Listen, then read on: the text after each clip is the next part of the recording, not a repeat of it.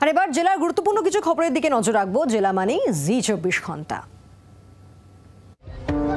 দীর্ঘদিন ধরে পানীয় জলের সংকটে ভুগছেন বাসন্তীর কালীডাঙ্গা এলাকার হাজার খানেক বাসিন্দা।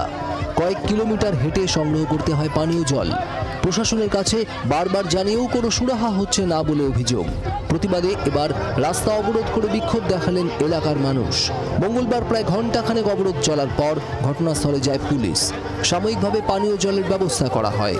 প্রশাসনের তরফে স্থায়ী সমাধানের আশ্বাস মেলার পর অবরোধ তুলে নেন এলাকার মানুষ। দক্ষিণ 24 পরগনার কুলপিতে দুঃসাহসিক চুরির ঘটনা। কুলপি থানার করঞ্জলি এলাকায় দুটি বাড়ি থেকে চুরি কয়েক লক্ষ টাকার গহনা ও নগদ টাকা। স্থানীয় কালীপুজো উপলক্ষে এলাকায় অনুষ্ঠান চলছিল রাতে। সেই অনুষ্ঠান দেখতে গিয়েছিলেন দুই বাড়ির বাসিন্দারা। সেই সুযোগে বাড়ির লোহার গ্রিল কেটে ঘরে ঢোকে দুষ্কৃতীরা। কয়েক লক্ষ টাকার সোনার গহনা এবং নগদ টাকা নিয়ে চম্পট দেয় তারা।